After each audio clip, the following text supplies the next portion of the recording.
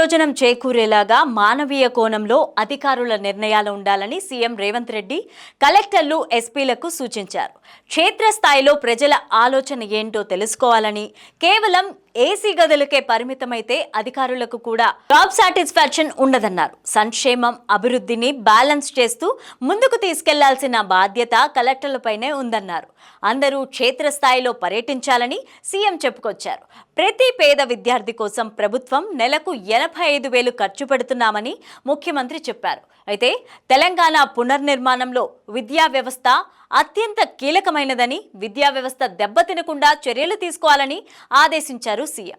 ప్రస్తుతం స్కూళ్లు, ఆసుపత్రులను పర్యవేక్షించాల్సిందిగా బాధ్యతపై కలెక్టర్లు తీసుకోవాలని, కొన్ని ప్రభుత్వ పాఠశాలల్లో టీచర్లు బదిలీ అయితే విద్యార్థులు సొంత కుటుంబ సభ్యుడిలా స్పందించాలని సీఎం రేవంత్ రెడ్డి అన్నారు. కలెక్టర్లు బదిలీ అయినా ప్రజల నుంచి ఎలాంటి స్పందన వచ్చేలా పనితనం ఉండాలని కలెక్టర్ల మీటింగ్లో సీఎం వ్యాఖ్యానించారు.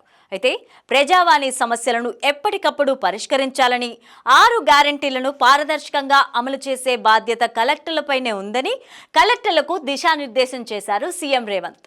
మరోవైపు నకిలీ విత్తనాలు తయారు చేసే కంపెనీలపై కఠిన చర్యలు తీసుకోవాలన్న రేవంత్ రెడ్డి శాంతి భద్రతలపై కూడా ప్రత్యేకంగా దృష్టి సారించాలని ఎస్పీలకు ఆదేశాలు జారీ చేశారు. మానవ అక్రమ రవాణా నియంత్రణకు కట్టుదిట్టమైన చర్యలు తీసుకోవాలని, అలాగే పోలీస్ స్టేషన్ల పరిధిలో పిఎస్ కమిటీలను పునరుద్ధరించాలని సీఎం ఆదేశాలు జారీ చేశారు. బాధితులతో ఫ్రెండ్లీ పోలీసింగ్ ఉండాలన్న ముఖ్యమంత్రి క్రిమినల్స్ విషయంలో కూడా అంత కఠినంగా ఉండాలని సూచించారు. అయితే డ్రంక్ అండ్ డ్రైవ్తో పాటు డ్రైవ్ ఆన్ డ్రగ్స్ కూడా నిర్వహించాలని అన్నారు.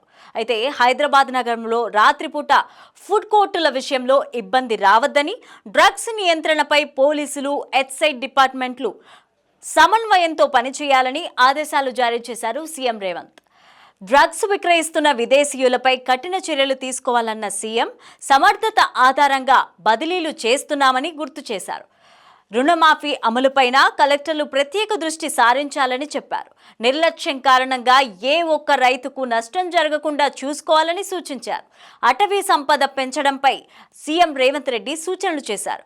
డ్రోన్ ద్వారా ఏరియల్ సర్వే నిర్వహించి ఓపెన్ ఏరియా అటవీ భూములను గుర్తించాలని సీఎం అన్నారు. అయితే భూసార పరీక్షల ఆధారంగా ఆయా ప్రాంతాల్లో పళ్ళు, మొక్కలు నాటి సంరక్షించాలని ఆదేశాలు జారీ చేశారు. ఎన్టీఆర్ హయాంలో అమలు చేసినట్టుగా పట్టా విధానాన్ని పరిశీలించాలని అధికారులను ఆదేశించారు. పళ్ళ మొక్కలు నాటి వాటిని సంరక్షించే బాధ్యత గిరిజనులకు అప్పగించాలని సీఎం రేవంత్ సూచించారు. వికారాబాద్ అడవుల్లో ఏకో టూరిజం అభివృద్ధి చేయాలన్న సీఎం దానికోసం ప్రణాళికలు రూపొందించాలని అధికారులకు ఆదేశాలు జారీ చేశారు.